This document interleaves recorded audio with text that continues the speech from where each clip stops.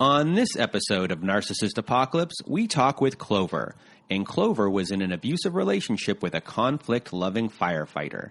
It's a story about being caught in the fog of chaos and how Clover used domestic violence agencies to help get herself and her family out safely.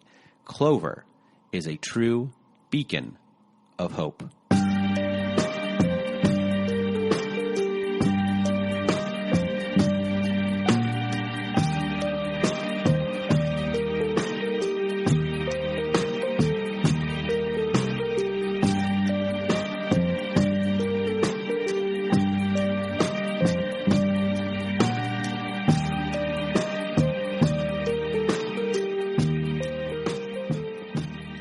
Welcome to Narcissist Apocalypse, a podcast that gives a voice to survivors of narcissistic abuse. I am Brandon Chadwick, but my friends call me Chad, and thanks for tuning in to this episode. So what is a narcissist, you may ask? Well, for the purposes of this podcast, we refer to a narcissist as anyone who has displayed a pattern of behavior that shows a limited capacity to appreciate others' perspectives. It is that simple. And now, before we get to our episode with Clover, I just wanted to thank everyone in the Narcissist Apocalypse community for listening to the show and sharing your thoughts by email, Instagram, Twitter, and Facebook. A big shout out to all our friends in our Narcissist Apocalypse Facebook support group for just being a great group of people. Also, a reminder, if you have not left, I did it 2 weeks in a row. I couldn't say that part. If you haven't left us a review on whatever podcast service you use, Spotify, Apple, Google, Stitcher, CastBox, etc., leave us a 5-star written review as it helps out the show a lot when it comes to rankings. If you don't want to do a written review, just do a regular 5-star review.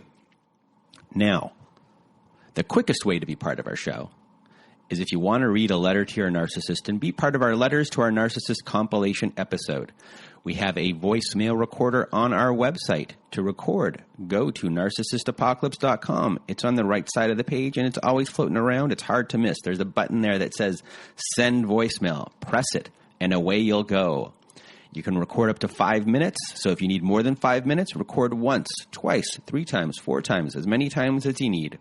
We're accumulating these letters for a volume 3 of that episode, so send in those voicemails.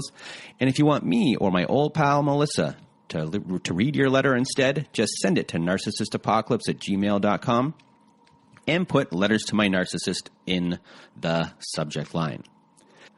Last thing, our new podcast, Narcissist Apocalypse Q&A, was supposed to be out last week, but we are a bit delayed by the Apple submission process. So next week, our first episode will hopefully be up. Or, let's go Apple. Let's get the people behind the scenes working here and get it going. Let's get our new podcast up. Our first episode, when it comes out, will be focused on scapegoats with Julie L. Hall, author of the book, The Narcissist in Your Life, Recognizing the Patterns and Learning to Break Free.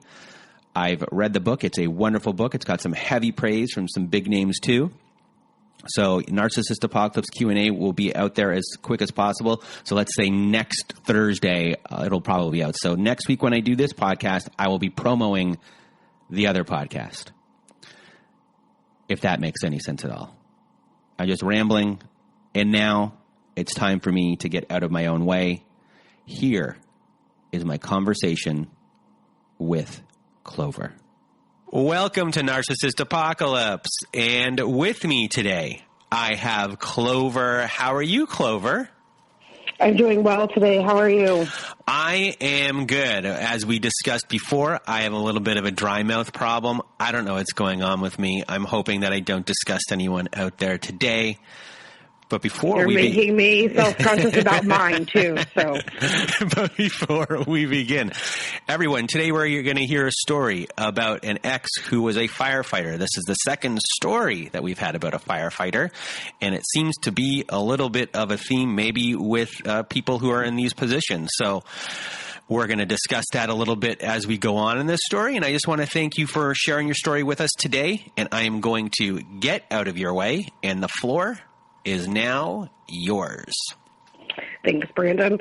Okay, so I'm going to start my story about 6-ish years ago. I was in my mid-30s and losing my mind.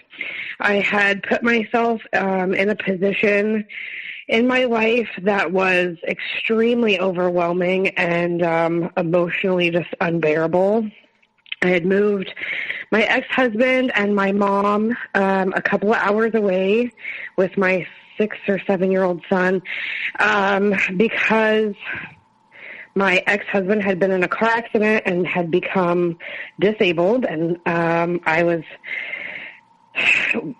one of the only supports that he had to rehabilitate properly.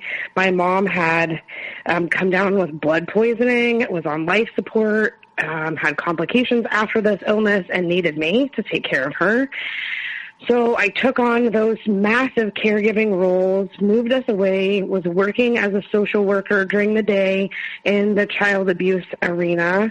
And at night, I was a juvenile probation tracker.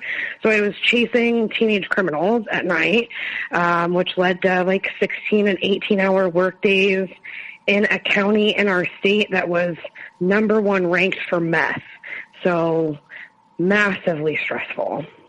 And after about 1.5 years of being in this situation, I kind of cracked. I kind of just really lost my mind. I ended up abandoning my ex-husband and my mom, and just giving up and moving back home with my son. And instead of facing the failure that I was feeling and the atrocities and horror that I had witnessed in my job, instead of going to therapy and properly doing the work, I decided to just distract myself, numb myself, and I used men and I used sex and drinking as drugs to do this. And so I have one question first, just to explain to people that your ex-husband who was living with you, your relationship had already ended, correct? Yes, we had been divorced for a few years when this car accident had happened, and I decided to move back in, or to put him in my home and take care of him, because he wasn't rehabilitating properly, because he didn't have a proper support system. I felt tons of guilt because he wasn't able to parent our child, and he and I had a really good relationship. We were still friends. We were co-parenting our son very positively, and so I thought I could save him and his ability to parent and rehabilitate him while taking care of my mom and doing these super stressful jobs and parenting our child. And so he and I still to this day we're friendly and co-parent and have a civil, positive relationship. And, our number 1 priority is our child's best interest always. So when I had abandoned them, he had come from being in a wheelchair when I first had moved him into my home to walking with a cane and getting around and being able to take care of our son independently. So whenever I moved back home, he ended up coming back to the same town shortly after, moving close by. So my son spent a lot of time with his father too. And so when my son was at school or at his dad's, I was dating, I was drinking, I was just attracting all kinds of chaos into my life. And before this, I had been, quote unquote, normal middle class, regular behaving type of professional person. And I had just overwhelmed myself emotionally to the point where I couldn't take it anymore. And right after moving back home, my grandma, who had raised me through high school, not through my high school years, passed away. My mom found her dead on her apartment floor, suddenly, unexpectedly, early 70s. You know, she had no health problems. And so then just another massive emotional blow to me. So that day that my grandma died, I went to the bar, you know, as one that is drinking and distracting herself does, and met the person that this story is sort of centered around. He was a massive distraction, and I mean massive. He was a mountain of a man. He was 6'4", 320 pounds, like 4-foot shoulders, like just a giant dude, and very just vivacious and boisterous. He was loud and intense and dramatic and intimidating, kind of, and very, very inappropriate. And my best friend was with me at the time, and she, after we had spent some one-on-one time with him, she looked at me and she goes, "Oh my God, I think that dude is like a wife beater. Like, can you stay away from him?" And to me, he was entertaining. The drama was like intoxicating. His inappropriateness was, I have a sense of humor that I found it extremely engaging, and it's not something that I'm proud of looking back on it, but you know, he was a personification of the craziness and distraction that I needed at the time. And we started an insane relationship from the very beginning. Like, I was dating other people. He knew that I didn't want a relationship, and it was kind of like a challenge for him to get me to react to him at first. So I kind of lived two different lives. When my son was home, I was the ride our bikes, go to the pool, play Legos, focus, appropriate mother. And then when my son was gone, I was drinking, binge drinking. I was engaging in some really reckless and stupid situations where I would meet guys on dating apps and have strangers come to my house. I let this highly inappropriate and soon to find out abusive man kind of take over my life. So we had been, I jokingly use the term like booty call situation, for about 8 months. And during this 8 months, he started figuring out when I was home with my son, and he would show up drunk during those times because he knew that I was sober and that there wouldn't be another guy there, and that I would pacify him while my son was sleeping. Like, I wouldn't cause any trouble. I would feed him, have sex with him, and send him on his way.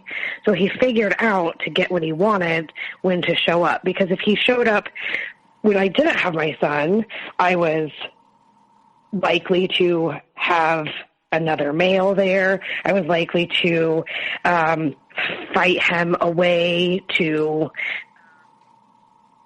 not want him around.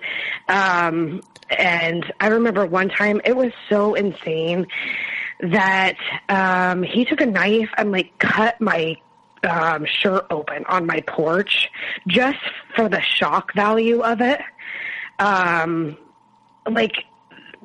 Completely unwarranted, no warning, just pulled a knife out and cut my shirt open. And I'm standing on my front porch in town, and then left. And he just did things to shock and get reactions.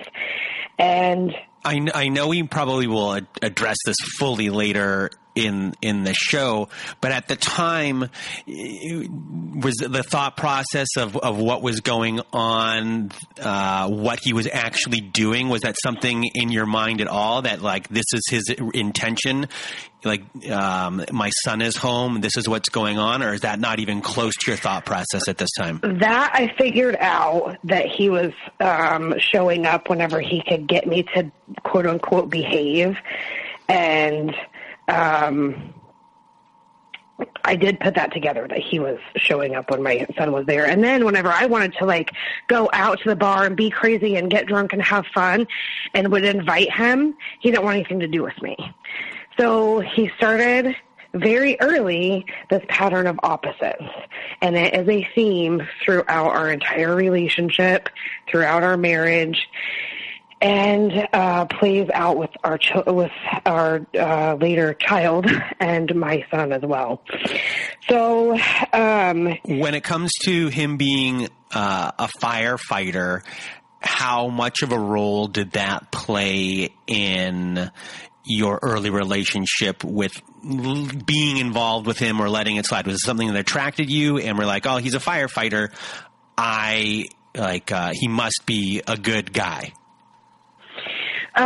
Not really, not at first, because he was a volunteer on a small town fire department.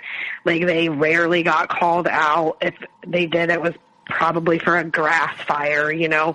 He just carried his gear in the back of his truck, and if he wasn't intoxicated, he showed up and hosed out a grass fire. Like, there was no heroism factoring into this time that he was being a firefighter. But interestingly, he would post on, the only time that he ever posted on social media were memes about how amazing and heroic firefighters are, right? And so guaranteed attention and likes. And so he very early had this predisposition to use being a firefighter as an attention getter and an ego feeder. And this gets worse later because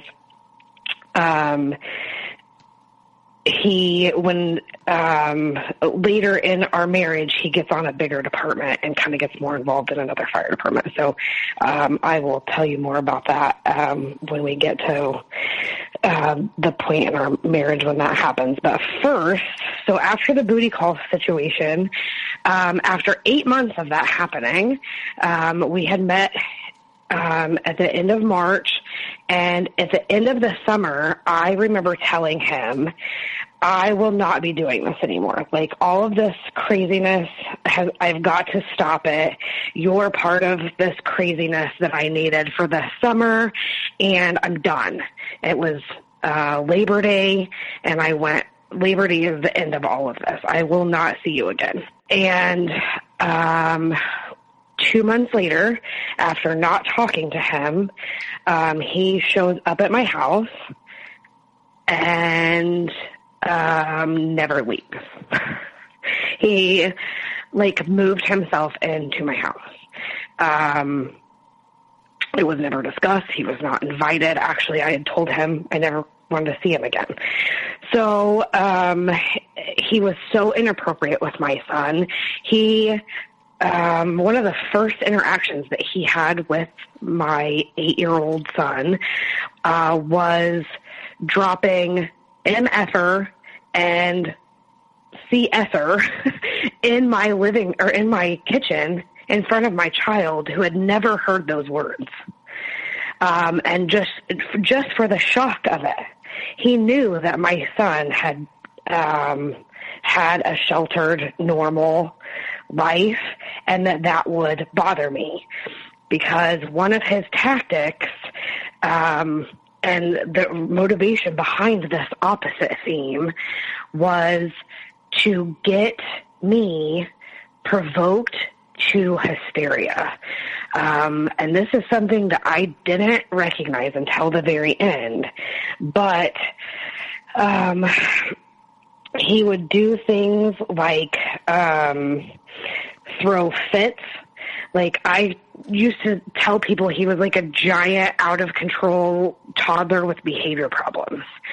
He would scream and cuss and rage and throw things and stomp and slam things as a way to get his way. I remember one of the very first times that I encountered this, I was part of my job training was I had to have so many hours of like continued education in a year, and so sometimes those required like overnight trips, and I had to take a 2-day trip for a training for work, and he lost his mind, and I had never encountered anything like this. And at this point we were living together because finally I just agreed to cohabitation after kind of not really having a choice. And he would throw fits about like the hours that I worked. He would throw fits about just any regulation at his job changing, or someone telling him something he didn't like, or me telling him he couldn't do something or have something. And he also, one of the major things that, looking back, I realized was a pattern, he would say like untrue, completely unsubstantiated, not in reality claims against me, which is projection. So I would become massively defensive and enraged. And a lot of the things at the time, they just made no sense. It was so confusing, his behavior and his claims and his accusations. And a lot of the things he would say, and like his words and his actions never matched. That's something I've since learned is very common with these kind of people.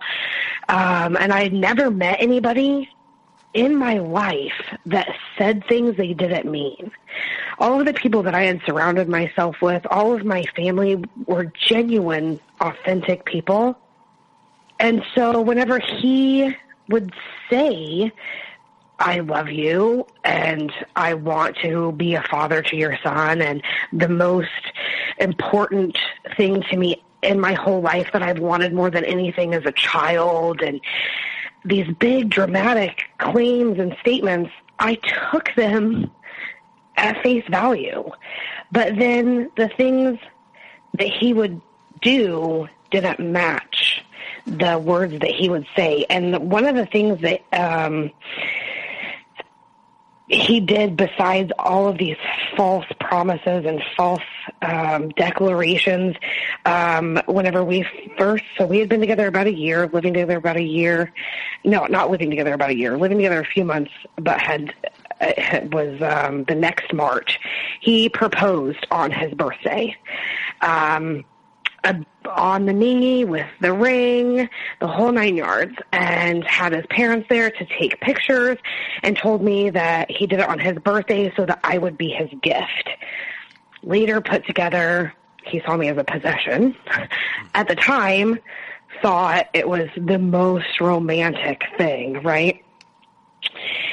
So all of this stuff was happening to me primarily. It wasn't really happening around my son or to my son. And then one day, not long after he proposed, he always would tell me very negative things about my son that were not true. My son is very sensitive, very sweet, very forgiving and loving, very intelligent. And he would say things to me about my son that weren't true and get me hysterically defensive and angry. But he never, we kept kind of this two-life thing. We kept a lot of the chaos and drama away from my son. But one day, he got in my son's face. Keep in mind, he is a giant human being, and screamed at him that he needed his teeth knocked down his throat. My son had done nothing. It was all in, I don't know what to refer to him as, the mountain. It was all in his head. for whatever reason that he screamed at my son. And it was a Saturday night, and I went, that's it. I'm done. I will tolerate so much mistreatment to me, and I will not tolerate you mistreating my son. So by Monday, I had went back to my hometown because we had moved into his house. It was 20 minutes away. And so I went back to my hometown, put down deposit for another house. By that Friday, I had gathered a group of friends, and we, in secret, I did not tell him I was leaving. I don't know. At the time, I didn't have a reason why I wasn't telling him. I just knew I was scared of him, but didn't understand exactly why. My instinct, my gut said, just get out and don't tell him you're leaving. So while he was at work, I had planned all of this through the week. I got the house without him knowing. While he was at work on Friday, me and a crew of my friends moved a 3-bedroom home into a U-Haul and 2 pickups and got it 20 minutes away. And he had figured out while he was at work, because I had quit answering his phone calls, and one of the things that he used as an intimidation in our relationship always was he called and texted me incessantly. And if I did not answer him, he would get extremely angry and scream and cuss and threaten me. So I left the first time. I was gone 5 weeks, living on my own again with my son. I started drinking very heavily. I was having obsessive thoughts. I couldn't function from day to day. I put myself in therapy, but it's all I could think about, night and day. And it's all I could talk about. And now I understand that I was having withdrawals from, because I believe myself to be a love addict, and this, whenever you leave an abusive relationship, there are withdrawals, and I very clearly see that's what was happening to me. So I very desperately wanted him back, and very desperately wanted him to stay away from me at the same time. And after 5 weeks, he showed up on my porch. I don't know how he figured out where I was living, and begged me to take him back, came clean about all of the online affairs he had been having, and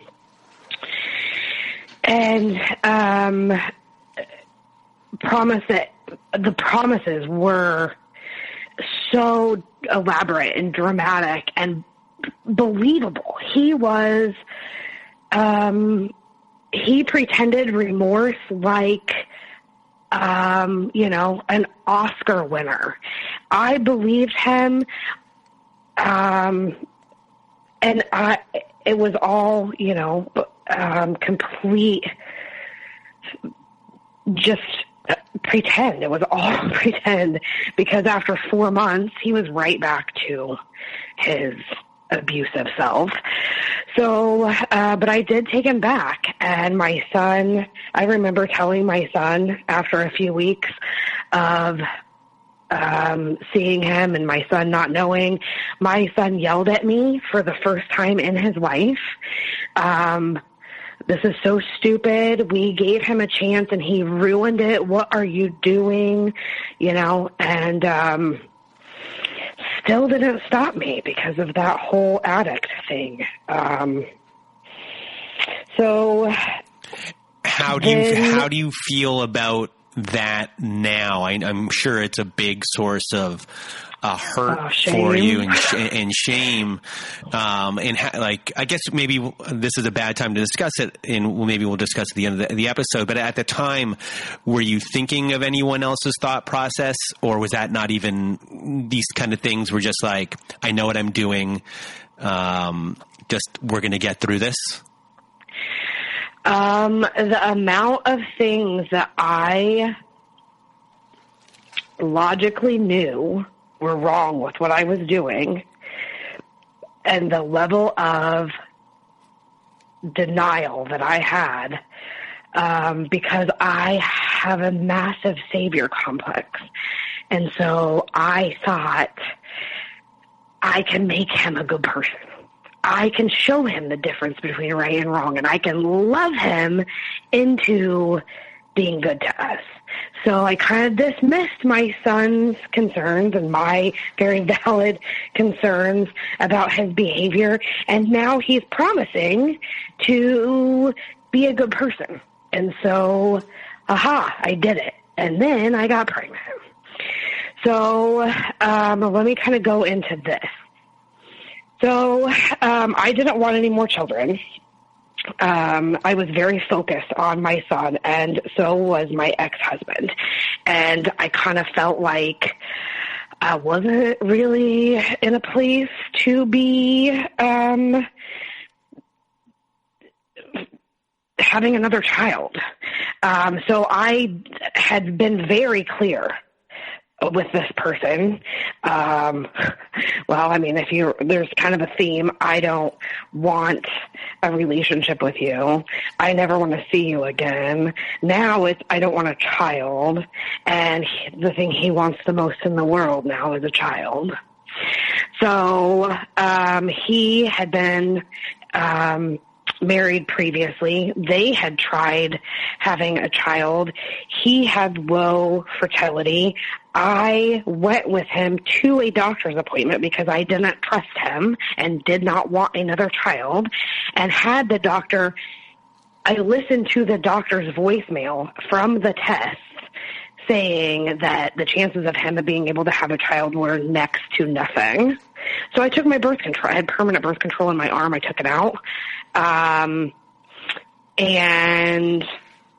it was the first time that we had sex after my birth control was out and that I had ovulated that I got pregnant, because I had an undiagnosed health issue at the time. I had been having kidney stones, but not really any other symptoms. And what I had was called parahypothyroidism, which is a gland on your thyroid gland called the parathyroid. And when it gets wonky, it floods your body with calcium. Well, calcium aids in fertility. So voila, only person on the planet he could procreate with was me. Because also this condition in women under 50 is unheard of as well. So, and then also come to find out this condition, I was being calcified. All of my organs were being calcified, including my brain. So it was affecting my cognition. So I don't know if it is true or not, but I like to use it as an excuse now that, like, you know, I had brain damage, and that's why I chose him as a partner. It was a combination of many things, obviously, but I do believe that was part of it. Falling in love can be considered brain damage. Amen. I'm sure a lot of people out there aren't going to like that comment, but for some people, it is a it is a problem. It's a brain cause you to be blind. Yeah. Well, I do look back, and I was like, I couldn't do math in my head anymore. I would read a page of something and not have any idea what I read. And, you know, I have a teaching degree, a 10-year history of being a professional social worker. Like, I've since started my own behavioral mental health business. Like, I have a brain. I just didn't have one then because it was calcified. It also caused me to almost die whenever I had my daughter, because my placenta calcified and fragmented inside of me, and I hemorrhaged almost to death. And then it caused massive health issues for my daughter as well. The fact that she survived the pregnancy in and of itself defies science. But then after she was born, 8 days after she was born, she started having metabolic seizures. She was put in the ICU, and we did round-the-clock blood draws and medications, and for months we were living in a extreme state of survival. in survival mode. And I was still experiencing massive symptoms from my condition. She was born in October. Her system kind of regulated itself in December. So for 2 months, I was 24 hours a day with this child who was either screaming in pain because her issues caused bone pain, or in the hospital, or, my life was keeping this child alive. And that was it for those 2 months. And then after that, I had surgery and almost died after the surgery, was on life support. Come home from being on life support, my mom came and took care of my daughter, and he wasn't my husband at the time, but is currently. I'm in the process of a divorce. And he left me laying in bed for 3 days, almost 3 days, without feeding me, and I almost died again because he almost let me starve to death. So, and this is because he doesn't understand that I was not just an object to meet his needs, that I wasn't just his servant, that I actually had needs too, not just emotional needs or, that I actually required food. I don't think that he was capable of even understanding that. Just like a toddler doesn't understand that about their parent, because I believe that's where he functioned as a human being. Mm-hmm. So not only am I in survival mode now, living with my health issues, a baby with health issues, she then has attachment issues because of being in the hospital. So she requires night and day connection, attention, physical touch. I am just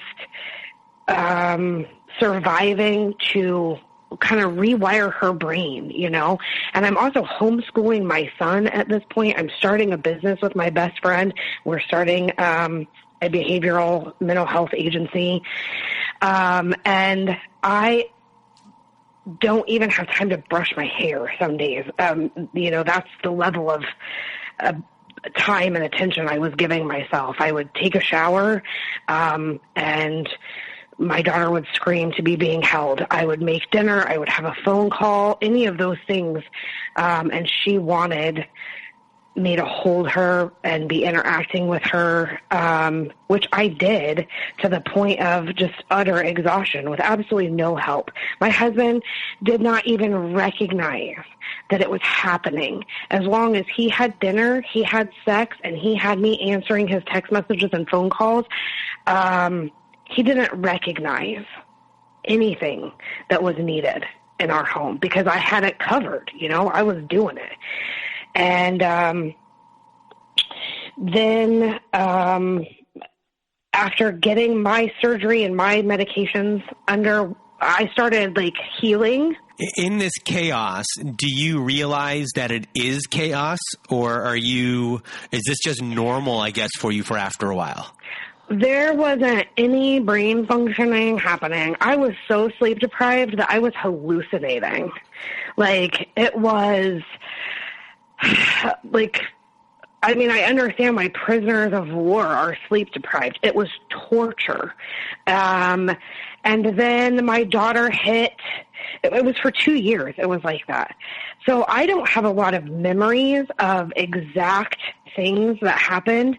I do know the one time I tried to leave my daughter with my husband. She was a few months old, to go get a medical test. I took my son with me and left my few-month-old daughter with my husband, and he ended up calling me hysterical and screaming and angry at me, but it was because he didn't feel comfortable being alone with her. And I ended up canceling my, life and death medical testing to come home because I needed to rescue her from his incompetency.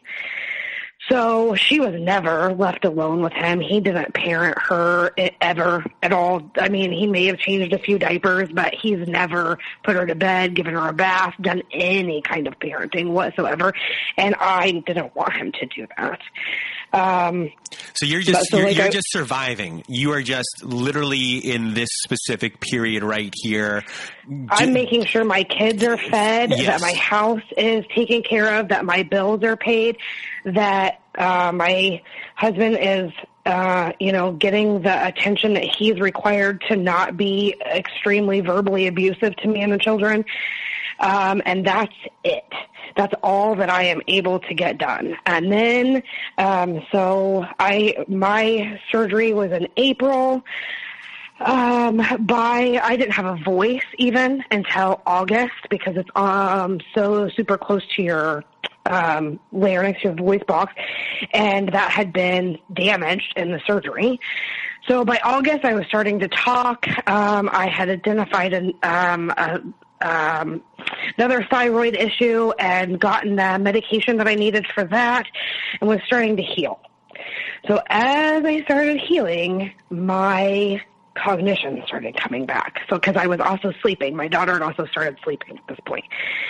So it took a year and a half to get her to be able to sleep more than just fragmented pieces at a time. So, and I was the only one taking care of her. So I didn't get a full night's sleep for 2 years after she was born.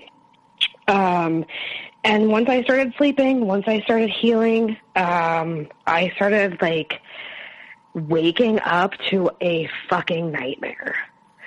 My husband was provoking and antagonizing me.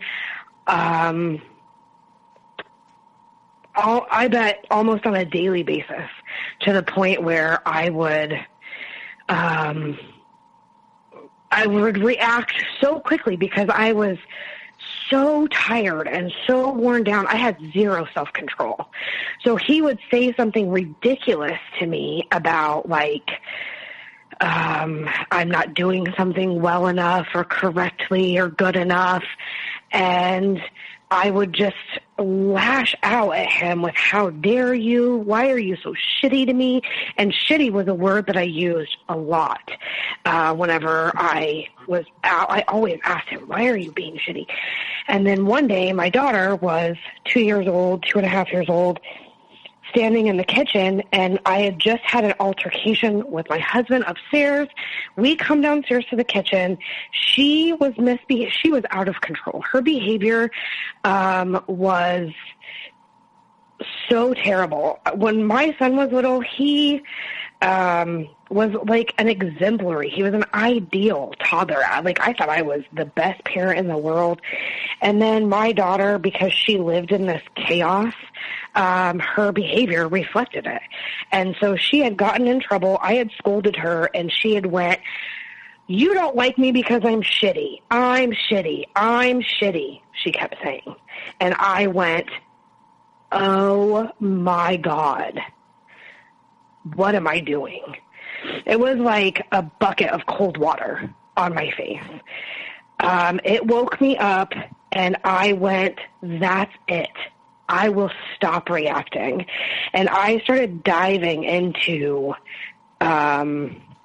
educating myself on how to stop reacting, what was happening in my house. I read Psychopath Free, I read Out of the Fog, I read other books and watched YouTube videos. I started listening to podcasts about narcissism, introducing your podcast to me, and realized that I was in an abusive marriage, an abusive relationship, and my children were being affected. It just hit me when she said I'm shitty, that, oh, I'm doing this to my child, and that I have responsibility. And so I decided that I had to leave. And that was late last summer that this happened. So, yeah, my daughter was 2.5-ish. And then when I started not reacting to my husband, he started escalating his behavior. And it got to the point where one of the last things that he was doing to get a reaction, because he used to ignore my daughter intentionally. He would pretend to sleep in the morning while we were getting around, and she would be trying to interact with him, and it would send me into a rage. Like, why are you doing this? Why are you being shitty? And then I stopped reacting to that, and she stopped reacting to that. Whenever we would have less and less, I was able to control myself more and more, less and less, we would have these big blow-ups in the house. And she started escaping the room whenever it would happen, because he would pin me in rooms and provoke me. He trapped me in a closet recently. It's in my protection order, which is how I got out of my marriage, and showed me pictures of whenever we were first in our relationship and went, why aren't you like this anymore? What is wrong with you now? And that's the kind of stuff that he did to get me hysterical. And so constantly, he would put his arms, he would back me against a counter in the bathroom or kitchen and put an arm on each side of me and pin me. And he also used excessive physical affection. So when the opposite theme that I talked about, whenever we were first together, I wanted lots of attention and sex, like in a new relationship. He didn't want anything to do with either one of those things. He intentionally ignored me. He rejected sex all the time, declined sex all the time. At the end of our marriage, I didn't want him to touch me at all, let alone have sex with him. I had to be, for the last year and a half of our marriage, I had to be intoxicated to have sex with him. And he constantly touched me and kissed me, and I knew I had to do it or he was going to throw a fit. So he used intimidation to force sex a lot, which is, I think, very much a type of sexual assault, sexual abuse. I don't know if it's recognized as that. And so he used essentially what's kind of going on here is he would look at, okay, you like this, I'm going to do the opposite behavior. And he would always do what would cause a fight. He's always trying to figure out what's going to cause a fight. And that is technically happening for how long was your relationship? 6 years. 6 years of him looking at, okay, you like this, I'm going to like that. She likes this, I'm going to do this instead. So when I started educating myself and realizing this was happening, I started documenting when I wanted to leave. I started documenting his behavior, his lack of parenting, because I knew I was going to go through a custody battle. So daily, I started documenting all of this stuff, and it started clicking, man. The dots just started connecting. I saw that everything he was doing was intentional, and that when I stopped reacting, like I said, his behavior started escalating to get reactions out of me. And so one of the last things that he was doing was he was sleeping naked, uncovered, in potential view of my 13-year-old son. And that guaranteed made me lose my mind. It got to that point. I don't know where this would have ended up had I stayed with him, because he used the children as ammunition to get reactions out of me from the beginning. And I just didn't see what was happening until this last summer. So the fear of what this was going to become from him was just immense. And one of the largest motivators to leave. So then my next steps in leaving were I called the domestic violence hotline and just talked to a lady about what was happening in my home and what my husband was doing, and just got validated for the first time. Yes, this is abuse. And that was a major step, just a validation. So then, it was just more fuel to actually leave.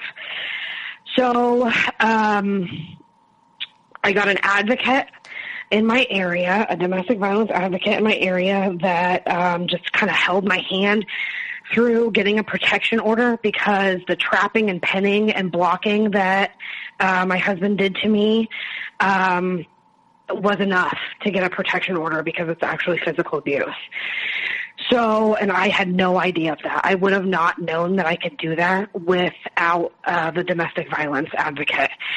So what the protection order did was removed him from my home, made it so he could not contact me, made it so he had limited contact with my daughter, and did this all without me being involved. After I got the advocate and wrote up the order, I knew that I was taking a trip with my children for a homeschool event for my son. And so I had all of this lined up to that date of that trip so that my husband wouldn't be suspicious of me taking the children and leaving. So that was November 20th. Just a couple months ago. And before that happened, I went and got an attorney and had that protection order ready to be entered into the court the day that I left to go on this trip with my kids. So I had packed up. There were guns in our home because we live in a rural area and, you know, everybody has a gun. So I had removed the guns from our home. I had taken birth certificates and Social Security cards and insurance papers, health insurance cards, all of those things, those important things, and packed them in with the stuff that I was packing for the trip, so he wouldn't notice. I can't say how important it was to remove the firearms from the home for anyone who's listening, who's in a situation like this. I've been reading recently a book called No Visible Bruises, and I guess one of the first things someone should do who's in these situations, especially if you are afraid of your spouse and you think that your spouse is capable of taking things to that type of level, removing weapons from your home like that is a priority. And I was like, did the advocacy agency tell you to do that, or did you do that on your own? It is in the protection order. It asks if there are firearms in the home. So that's just what gave me the idea to get rid of them. Mm-hmm. Plus, he had a spare set of house keys and car keys in his vehicle that I removed beforehand. I did a lot of just... He had never physically assaulted me. He had physically assaulted other people, men. I don't know that he ever physically assaulted a woman, but I knew that his entire ego was fed based on being a firefighter, and that his reputation in the community was very important to him, that he really wanted to appear as a normal person, and having a professional wife and a normal middle-class family with children was extremely important to his status in the community and maintaining his position on the fire department. And I knew that leaving him and putting in this protection order and accusing him of domestic violence was going to possibly put my life and my children's lives in danger. And so I took, with the help of my advocate and my attorney, I took the precautions necessary. And that's sort of the message that I have and the point of me doing this podcast. Like I said to you before the recording, that I'm going to spend the rest of my day in an anxiety spiral because talking, rehashing this story just triggers every single emotion. And so I scheduled a therapy session for directly after recording. So to hopefully get myself off the edge, but I've kind of made a list of things that I think are important advice for women that are wanting to leave, that you have to reach out to professionals, that I know my husband's brother is the same person as my brother or my husband, and his wife left him with 3 young children. She just left one day, and he has like shared custody of those kids. He has full access to her and is still continuing to abuse her a year later because she didn't take any of these precautions.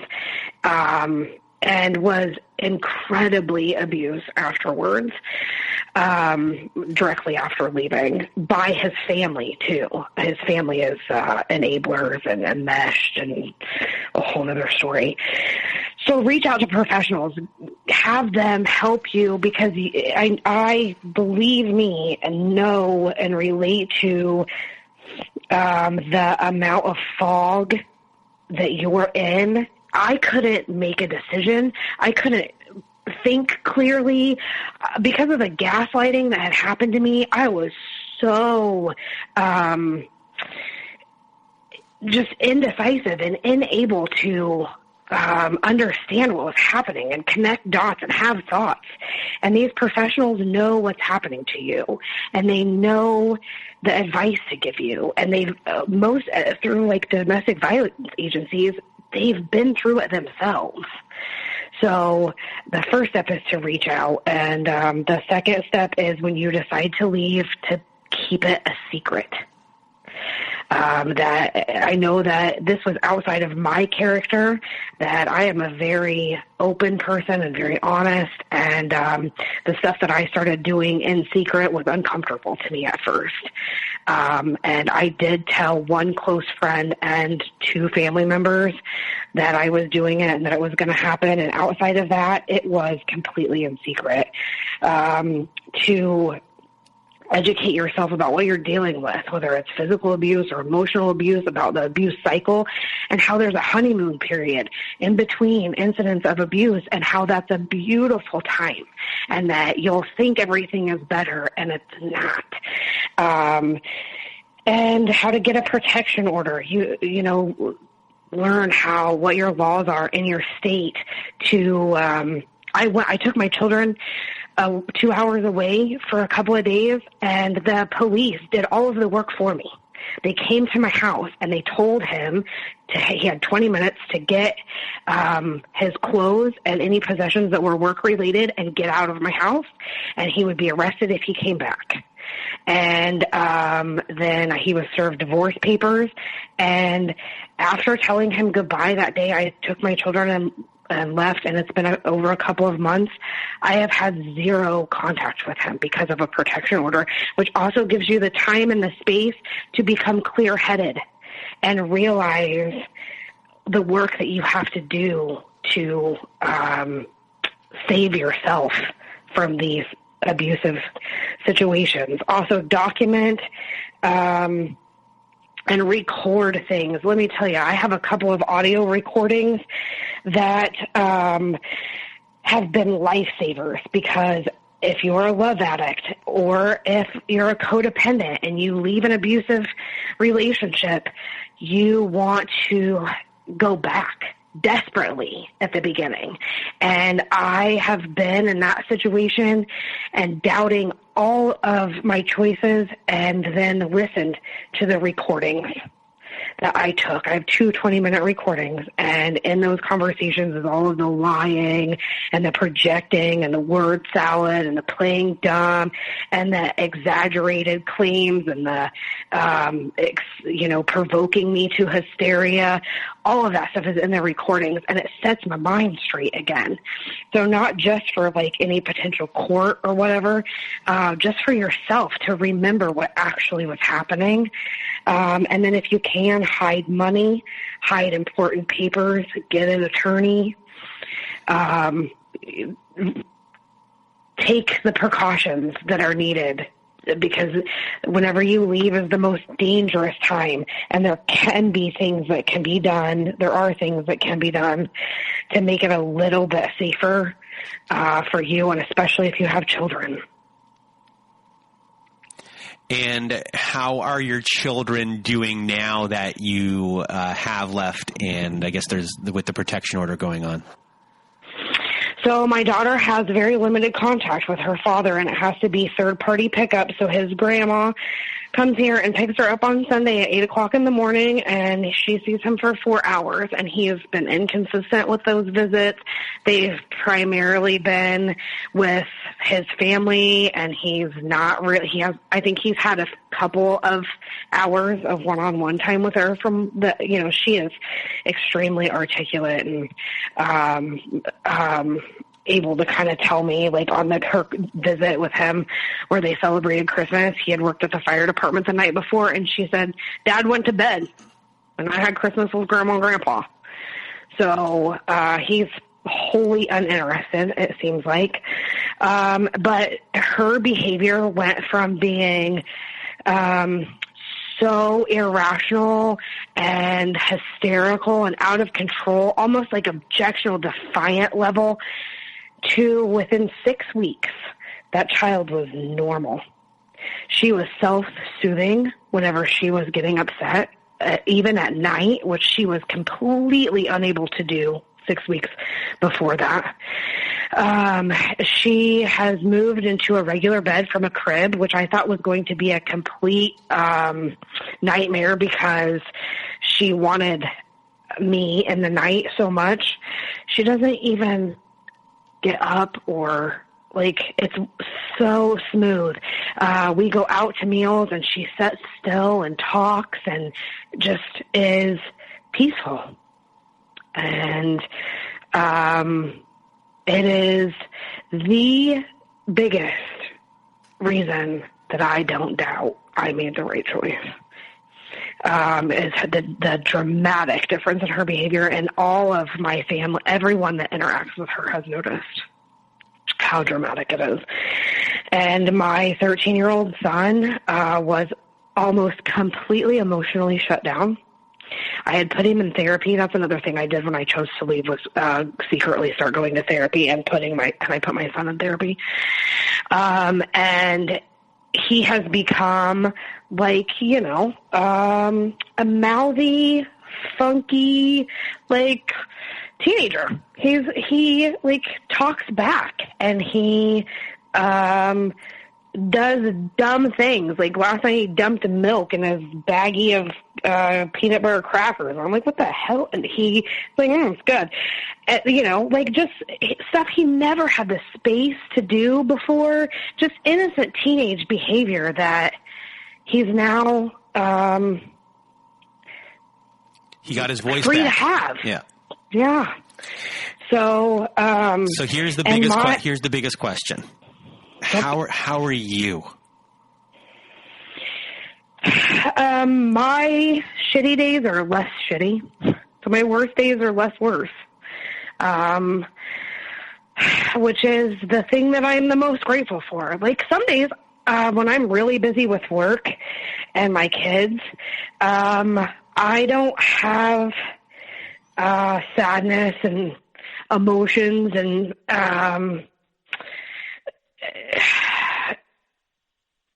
sort of overwhelming feelings until my kids go to bed, and there's that space between them going to bed and me going to bed. That's the hardest.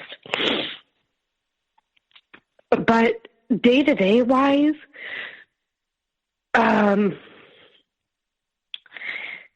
it's really rough. It's only been a couple of months. But my worst days are less worse.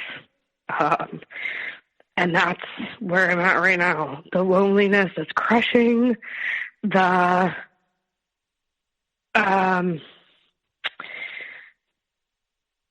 struggle, the feelings of shame over the choices that I made that led to this, the lack of protective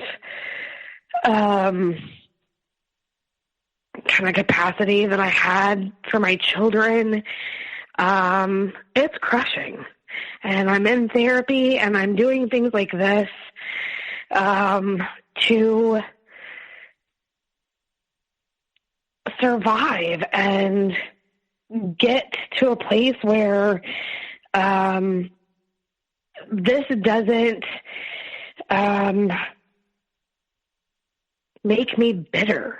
It doesn't make me, because this, for me, made me realize that just the extent of cruelty in other human beings. I'd never experienced it. I'd worked in homes with child abusers for 10 years and hadn't realized that there are people that won't choose good if even when they know the difference between good and bad. My naivety was just through the roof. And so this has been like an existential heartbreak. This has been a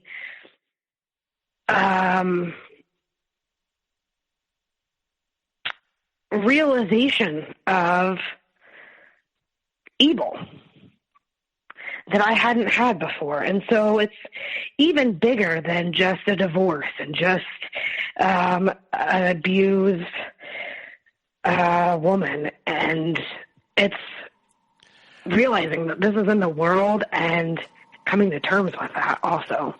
I'd say that's probably my biggest issue. Well, I know you probably don't think this, but, you know, I've been listening to your story now for over an hour, and I've talked to you before, and you're a good person coming into this. You've taken care of people for so long, and you might think that some of the things you've done have shame or guilt attached to them, but they don't. You know, you were trying to take care of your own needs at a certain point, in my mind, and, you know, one wrong turn turned into this, and it kind of overtook everything. But if you really look at who you are a loving, giving, generous person, and going forward, I think you're going to become an even more loving, generous person, because I have a feeling is going to take you into the realm of being an advocate for people, and being a bigger part of people's lives and changing people's lives on top of that. So even though this situation was terrible and everything that happened, you know, had a lot of things attached to it, in my mind, I can already see it, that you're going to become this beacon, I think, for people, because, you know, there's just something in the way you talk and the way you're able to communicate and share your story where I feel that that's going to happen for you. And I just want you to know that everything is you're just good. And, you know, you're a loving, good parent, mom. You were a good wife to someone who didn't deserve it. You know, and you're a good daughter as well. And I just, you know, if you haven't heard that, you should know it. I don't know how to respond without breaking down to that, because, you know, everything that I've read about recovering from this says be kind to yourself. And those are words I never would have said to myself or couldn't say to myself. So thank you very much for that. And I want to have more reverence for those abilities. But now that I recognize that there are people walking among us that don't have those abilities, that's my goal, is to appreciate and value those in myself more. So thank you for recognizing them and saying that. Because there are a lot of people in these situations where, because I've gotten emails from them before, where I've given them information to go to like a domestic violence agency and things along those lines, and they don't have any hope, and they're strong for staying in their situations. And you know, I'm trying to understand more about domestic violence as time has gone on, and just the way you are and who you are. Hopefully, you know, when you've you're ready to do it, you'll be hopefully a beacon for those people that don't think that they have that ability to leave, because there is the strength in you, and I can hear it. And I think everyone out here can hear it today too. Well, and like I said, that was my purpose of doing this podcast, is to try and get, if I can help one person leave safer, then, it's worth being vulnerable like this, and putting myself out there and putting my story out there so early when I'm so raw. And that's immediately my goal, is being a hand up. It always has been. That's where I operate from. I always have operated from there. And one of the reasons that I think that I have love addiction is my mom has borderline, and I've dealt with needing to help since I was first able to. And so a lot of times you hear, these narcissists or psychopaths or whatever are victims because they were abused. Well, some of us were abused and became helpers. And some of us become so arrogant in our ability to help that we attract psychopaths too. So, there's got to be a balance. There's got to be the desire to help and the ability to identify these people and stay the hell away from them. So before we end off our show, do you have any final words before you end up going to your therapy appointment?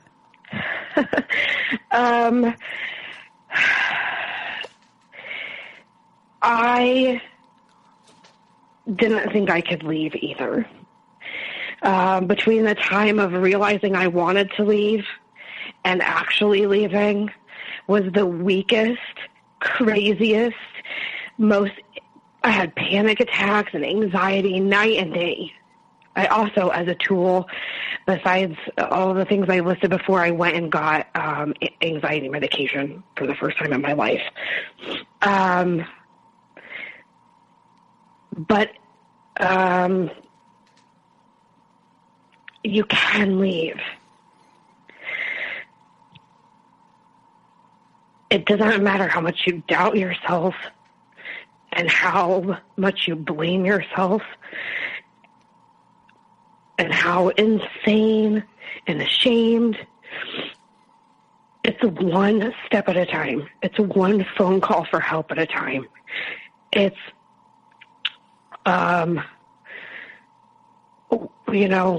it's possible you can. And there are people out there to help you. And also, there is legislation that's in jeopardy right now, the Violence Against Women Act. Reach out to your legislators and your Congress people and demand that this gets renewed, because it is one of the things that provides funding for domestic violence agencies, that makes laws where boyfriends are just as guilty of domestic violence as husbands and things like that. Look into it and reach out. And that's an aside. Sorry, it just popped into my head. That strength comes afterwards as well. Just a few weeks, just a couple of months. It was worth leaving. It was worth it. It was worth mustering every bit of courage and strength that I possibly could and reaching out and doing it, because peace and hope are on the other side of it. Well, Clover, thank you for being part of the show today. I know you're going to change people's lives from being on this show. And it was an honor, Brandon. Thank you very much. You're welcome. And for everyone out there who is listening, we both hope you have a good night.